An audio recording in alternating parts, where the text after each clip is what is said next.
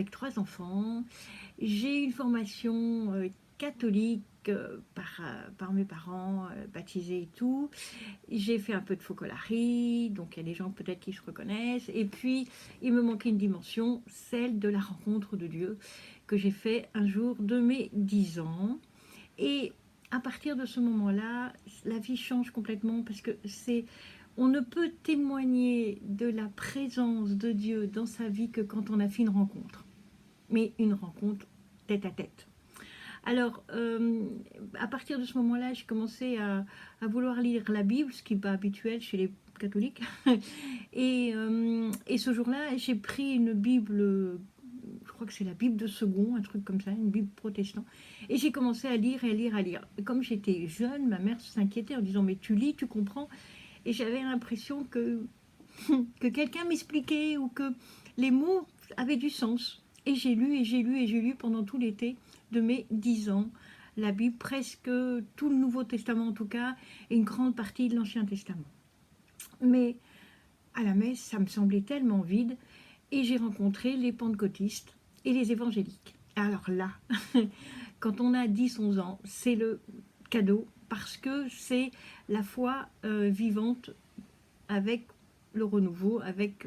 Voilà. Donc c'était un peu différent. Mais, mes parents, ils disaient, oui, tu peux aller, si tu veux, au temple, mais le matin, mais je voudrais quand même que tu gardes l'église, parce que tu es catholique.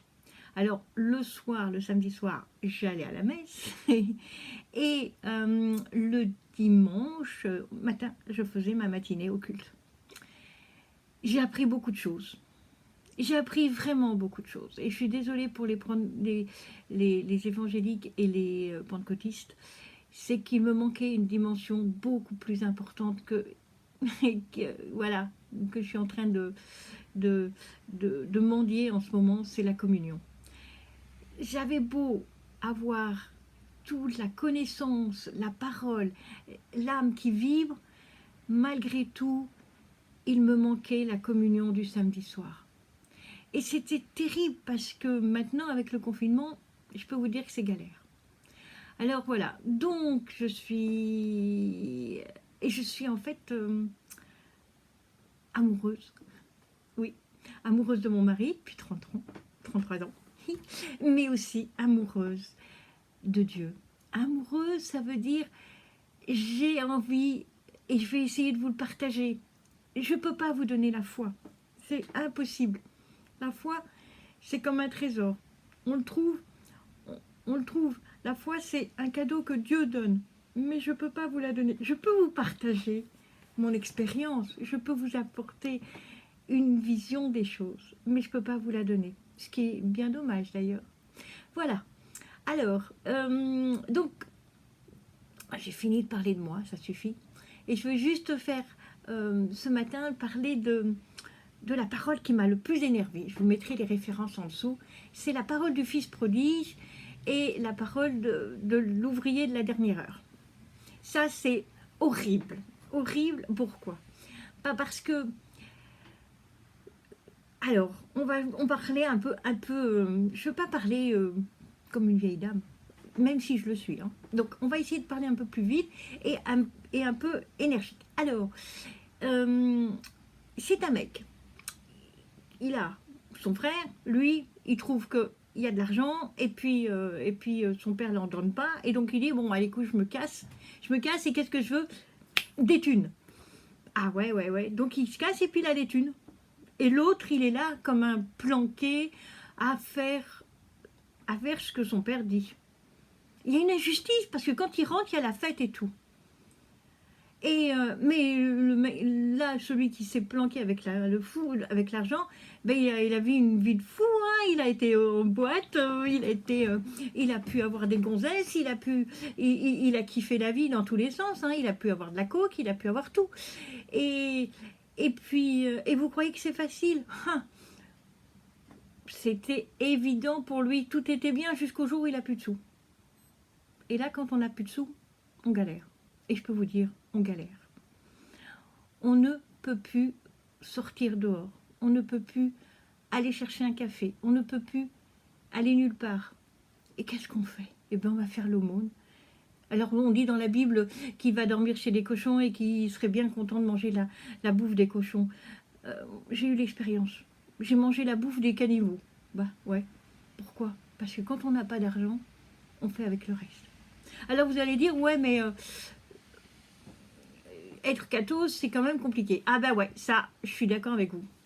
Parce que vous croyez qu'être catho, c'est pas facile, hein, parce qu'il y a l'abstinence, hein, et pas de petits copains, hein, enfin les petits copains de loin, hein, surtout pas, hein, parce que... Hein, et puis il faut suivre le pape. Ah ouais, ouais, mais pourquoi tu suis le pape? Tu fais ce que tu veux.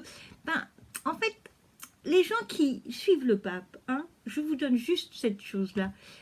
Les gens qui suivent le pape, c'est pas parce qu'ils ont envie de suivre le pape, c'est parce que le pape leur dit, voilà, si vous allez dans cette direction, c'est-à-dire l'abstinence, ne pas faire n'importe quoi avec votre époux, votre épouse, faire attention, respecter les enfants, quoi, ne pas faire des gestes déplacés avec les enfants. Tout ça, c'est... Pourquoi il dit ça? C'est pas pour lui, lui il s'en fout, il fait ce qu'il a à faire. Il dit ça pour nous dire, si vous faites ça, il y a quelque chose qui arrive, votre paix intérieure. Si on couche un petit peu à droite et puis qu'il y a une caméra, on peut le payer. Si on couche à gauche et à droite et puis qu'il y a le sida, on le paye. C'est pour ça qu'il a dit ça. Maintenant, on fait ce qu'on veut. Moi, j'ai compris ça quand j'étais jeune. Que si je suivais les recommandations, bon, maintenant, tout, voilà. Maintenant, c'est à la mesure de chacun. Voilà. Alors je disais, ouais, le mec là qui est parti, parce que moi j'ai râlé avec ce fils prodigue, parce que je me disais, moi je suis là, il dilapide, il fait ce qu'il veut, il va en boîte, il va au cinéma, il se tape des nanas, etc. Et moi je suis là à la maison, etc. Pourtant, il y a des choses qu'on ne dit pas avec le fils prodige et l'ouvrier de la dernière heure. C'est que il y a les cordes, et des cordes, c'est l'imagination et la mémoire. Et quand il revient, ouais, c'est la fête. Moi, j'étais comme le fils prodigue, j'étais comme l'autre, hein, j'étais en train de râler. Au lieu de profiter de l'instant présent de la fête, j'étais en train de râler en disant, ouais, c'est dégueulasse, il arrive là, et il a tout fait, et puis voilà. Mais ce que je ne savais pas après, c'est que les nuits, c'est très long. Les nuits, c'est très long quand on a des tas de cauchemars, des tas de peurs, des tas de choses. La mémoire, elle ne part pas comme ça du jour au lendemain. Il y a des choses qu'on n'efface pas et des expériences traumatisantes qui restent dans la mémoire et dans l'imaginaire. Et donc, vous imaginez que il a été chercher, il a été dire, maintenant je vais chez mon père, en disant, ben voilà, on va faire comme avant. Eh ben non, ce n'est plus comme avant. Et donc, c'est que les nuits blanches, elles sont là. Les envies sont là. Vous croyez qu'on peut arrêter la coque du jour au lendemain? Si on n'a pas une motivation? Vous croyez qu'on peut arrêter de baiser à droite et à gauche si on n'a pas une motivation? Vous croyez que tout ça, c'est facile pour le fils prodige qui revient voir Dieu et qui revient à dire, voilà, je suis là. Il passe des moments de galère. Alors que l'autre, le frère tranquille, il a la liberté. Et il a d'autant plus la liberté que Dieu a une gentillesse. Il lui donne des grâces de plus en plus abondantes. Et il se sent en paix pendant que l'autre est en train de galérer. Et c'est petit à petit que quand il va dire des oui à Dieu, qu'il va réussir à rencontrer Dieu le Père par l'intermédiaire de sa démarche de pardon. Parce qu'il ne faut pas se leurrer. Si le fils prodige revient, c'est parce qu'il dit pardon à son père et qu'il regrette. Voilà, c'était 10 minutes. Je ne sais pas si vous allez regarder. En tout cas, n'hésitez pas à faire des commentaires. Moi, je vous donne les références de la Bible en dessous. Et j'espère que je n'ai pas été trop longue, mais j'essaie de faire ça régulièrement. Merci, au revoir, à bientôt. Talitan.